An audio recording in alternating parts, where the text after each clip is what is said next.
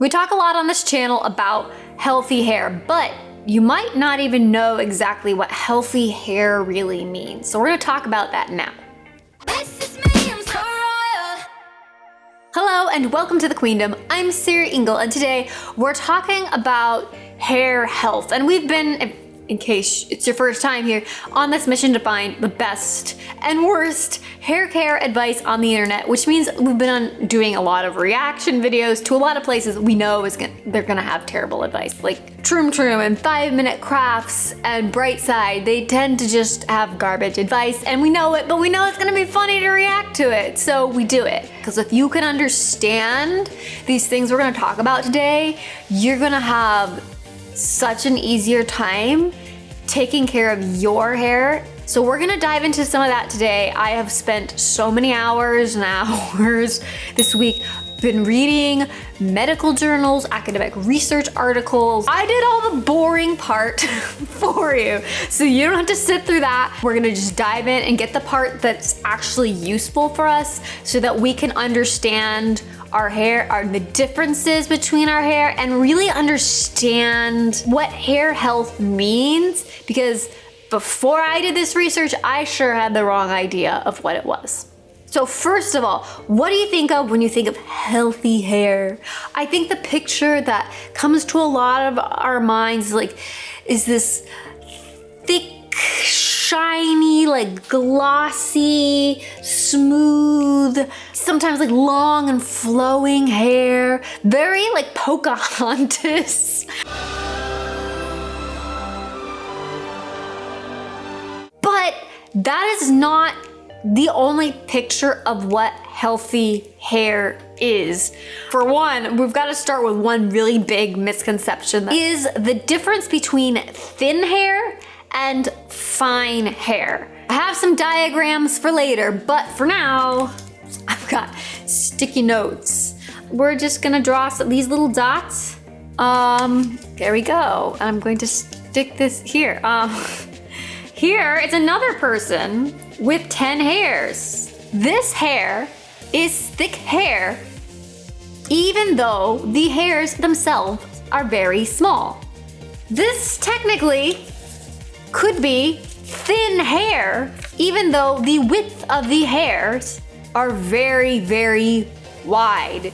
One thing that you cannot change is the number of hair follicles on your head. From the time you are a baby, you have the same number of hairs. But different things can happen, so you might not be growing hairs out of all of those hair follicles at any given time. My hair in particular happens to be very, very fine. There's a lot of them. So it's technically thick and fine at the same time. No more rhymes now, I mean it. Anybody want a peanut? And that's one of the biggest misconceptions that we hear all the time. People are like, oh, my hair is thin, what can I do about it? And in a lot of cases, your hair isn't thin, it's fine. So the actual width of each hair is small. You can still have fine hair that is healthy. And a lot of that, the width of your hair tends to be genetic, and it tends to change with the type of hair that you have. And a lot of it has to do with certain ethnicities tend to have wider diameter hairs than others, and especially different hair colors, and different hair colors also tend to have more hair follicles. It's just a lot of stuff. But first of all, just clearing that up right from the beginning, frizzy hair does not always mean unhealthy hair. It can, especially for certain hair types. Like if you tend to have very thin, straight hair, frizz is probably more likely to be a sign of damage, but that, you can have perfectly healthy hair that is very frizzy. And we're gonna get into a little bit of that and why that is in a minute, and there's different things you can do to prevent it from being frizzy. But just because it's frizzy does not mean that your hair is damaged. A lot of old, very early 1900s hair advertising and stuff was meant basically for white women with straight hair. And even the white women with curly hair were like, there was not information out there for them for a long time. We're gonna take a little bit closer look at what is actually going on with your hair. So, diagram. It's actually possible it's over here if there's more space over here, but wherever it's gonna go, probably here. Ta-da! You've got your little hair follicle, and you're not going to increase the number of hair follicles on your head. It just basically just kind of shows you what's happening with a single hair. We're not gonna go into a lot of detail on this, but I wanted to show you this so that you see what's happening all over your body. The next slide has the cuticle on the outside. You can see the cuticle has all these little, it's like, almost think of them like shingles on a house. And they're like little flaps, and they can like open and close kind of. And certain things can cause them to open up. And when they're open, can make the inside more vulnerable to damage because it's exposed, or sometimes we need to let things in there depending on what we're trying to do with our hair. I think we all knew things, we hear things about hot water makes it open up and then cold water closes it. We're gonna bust that myth, sorry. This is one I heard a lot in the comments, and someone's still probably gonna come at me, but I've got, by the way, linked in the description, links to a ton of different medical and scientific journals that go into like the sources for all of this in case you're curious. So basically, you've got the hair shaft. Moisture makes the hair shaft swell up, and then the cuticle opens all the little doors up when it swells. And some certain products are designed to open it up even more depending on what you want to do with your hair. As what allows us to style our hair, to change things about it, to straighten it, to curl it, all sorts of different things, because you got to open it up to get to the inside. Water that's coming through your shower, a lot of waters are not at a good pH level that you get automatically through your shower for your hair, and it can cause a lot of extra frizz. Water doesn't open up the cuticle as much as some of the pH balance stuff. It can cause extra damage to the hair. Now, I actually have a shower head that filters that out and gets the water. It filters out the stuff that's really bad, and I think it's supposed to pH balance it. I think that's part of what it does. That keeps it from opening up the cuticles so much, so it keeps your hair a little bit more protected. So now we're getting to something super interesting that I think I'd heard it before, but I didn't really understand it. This is actually really simple, and one of the biggest like light bulb moments, if you just like hang on for like 3 seconds where we talk about what that means. Hair bonds is like what holds your hair together. And there's 3 different types of bonds. When you unbond the hair, that is what allows you to style it, to either straighten it or curl it, or basically change the shape of it. The 3 types of bonds. Hydrogen bond. That's the first type, which basically is water. The second one is disulfide bonds, or also known as S bonds. It's initialed with an S. And the third one is salt bonds. Is the salt thereafter? We're not really gonna talk much about here because most of what we need to know is the first 2. So, hydrogen bonds are the most flexible. If you get your hair wet, you can style it. And the hydrogen bond can actually rebond itself because it's the most flexible one of the 3. So that's what allows us to get our hair all wet, put it up in rollers, and as it's drying, it's rebonding basically, and then it bonds in the shape that it's held. And so then when you take it out, when it's all dry, it stays in that shape until it gets wet again, or it gets heated up because heat is the other one that can break that particular bond. The thing about hydrogen bonding with heat and water is it's temporary, and you know that if you think about it. Like, obviously, if you straighten your hair and then you go take a shower, it's not gonna be straight anymore. The same thing that allows you to style it in the first place allows you to style it again. So it's really not that complicated. So the hydrogen bonds are responsible for about 30% of the hair strength and about 50% of the elasticity, which, by the way, elasticity is something that is a really good measure of how healthy your hair is. So basically, if you take it, depending on how, if you can pull on it and it's kind of got some elasticity to it, that is a sign of healthy hair. If you're getting ahead of me a little bit here and starting to think what the hydrogen bond and the water thing means, you might have already started to figure out why certain types of hair frizz. But before we get to that, I want to talk about the disulfide bonds. And disulfide, or S bonds, sounds really scary, but it's basically another type of bond. But what's different than the hydrogen bond is that once that bond is broken, it does not rebond. Disulfide bonds are the strongest type of bonds, and only chemicals can break them. Like if you get a perm or you get your hair relaxed, something that is chemically done to your hair to change the shape of it, that's not just water or heat.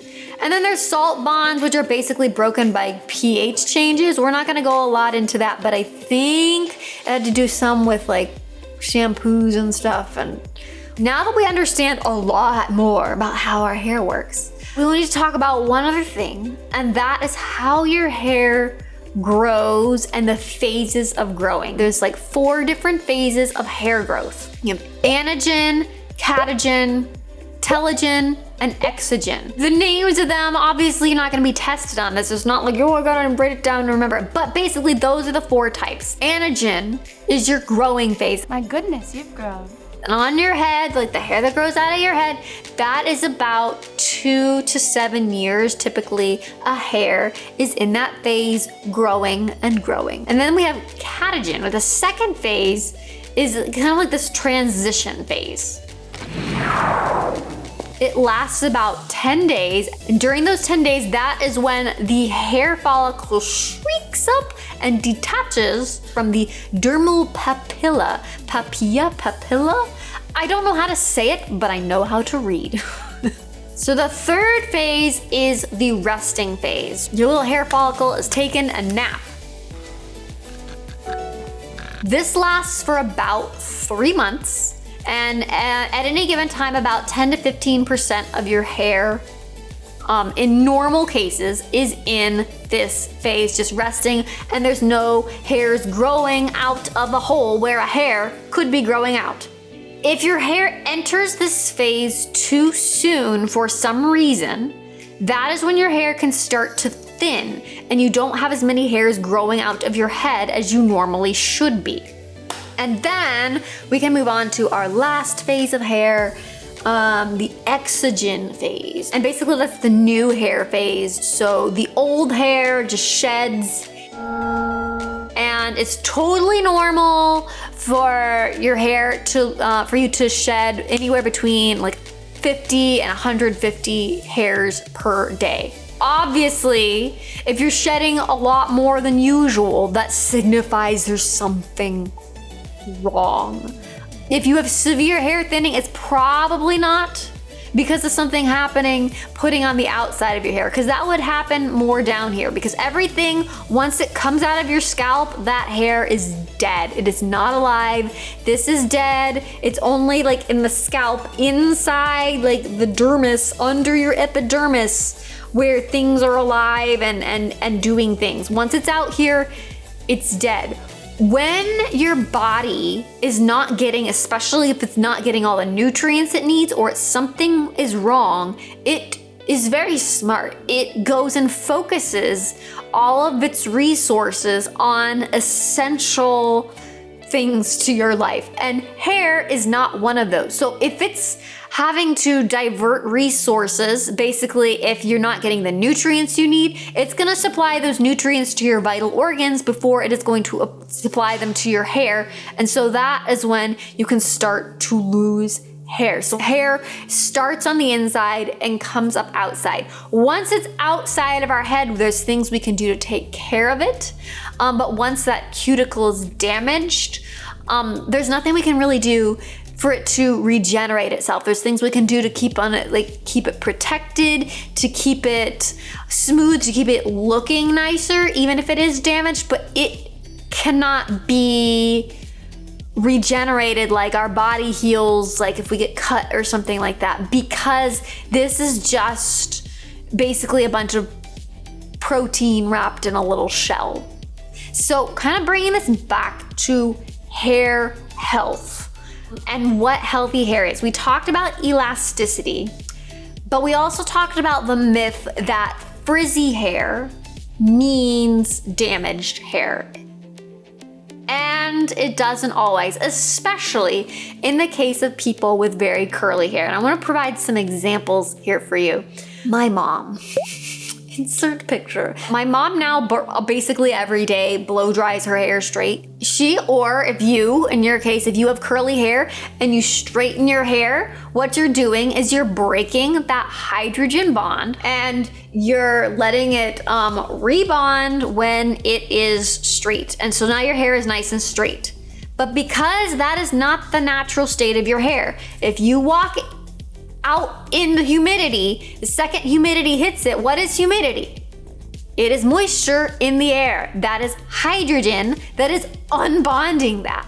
So that is basically when you're using anti-frizz products, it's basically trying to block the hydrogen atoms from coming in from the moisture and unbonding that hair, which causes it to frizz. My hair in particular, I feel like I got lucky in a way. It never gets like too, it can get frizzy, but not like my mom. My mom's hair literally just poof, poof.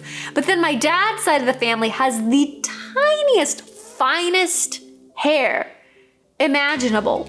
So I think we almost kind of need to rethink what we think of as healthy hair and what things we do to point out at people. Because every now and then I'll get somebody who's like, well, your hair obviously isn't healthy because there's frizz. Yeah, because I don't have straight hair, so it can frizz. Like, that's just a fact.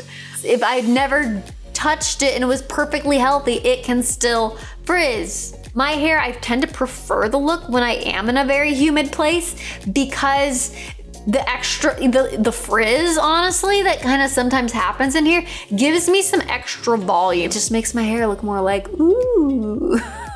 If that's a thing, it's a new thing. We have so much like this marketing pushed at us where your hair has to be this glossy, like sleek. No, it doesn't really have to be. It's perfectly natural for there to be some amount of frizz. I guess what all this boils down to is, one, we gotta mind our own business. Do your hair the way you like to do your hair. Do your thing. I'll continue doing my thing. And secondarily, if you want thicker hair, by the definition of what thicker is, it's probably an internal thing. Just make sure you're taking care of your body, giving your body all the proper nutrients that it needs, and your hair will be more likely to be growing out at its maximum potential. We're born with like our baseline. I just kind of acknowledge that baseline, and if you're treating yourself really well and really healthy, that's gonna be the best way. Just keep your hair healthy and understand what's happening with your hair, because I think understanding what's happening with your hair is a really good first step into taking better care of it. I know we had a lot of science, hair science thrown at you, so if you made it this far, congratulations. So I want to hear it from you guys in the comments below if you have straight hair or wavy hair or curly hair. Anyways, if you guys want to continue with me on my hair journey, a different type of hair journey. A lot of people's hair journey is like, here's how much my hair get longer. No, we're on a journey to educate ourselves so that we know when somebody's lying to us about our hair. And a lot of times they don't need to lie to us. They just do because there's not a lot of good information. So if you guys want to see more videos like this, more videos about hair, lifestyle, beauty, and also we've got a magical twist with quite a bit of Disney stuff sprinkled in. Remember to subscribe. We put out new videos every Monday, Wednesday, and Friday, so ring the little bell if you want those to come right to you. Thank you guys so much for watching. Hope your hair is happy for watching, and I'll see you next time. Oh, I've got this hair tickling me actually. Speaking of hair. Oh, I'm so sorry to anybody who hates the whole thing. Just look away for a couple seconds. I'm sorry. This is just one of those times where you've got to draw dots. Maybe shake some boats, rock boats. Earthquake you? That's not a thing. Thick hair and fine hair. They're hammering again. Okay. This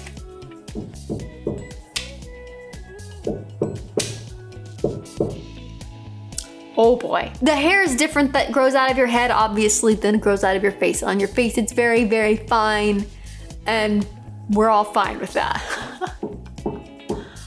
I'm not fine with the amount of hammering that is happening below me.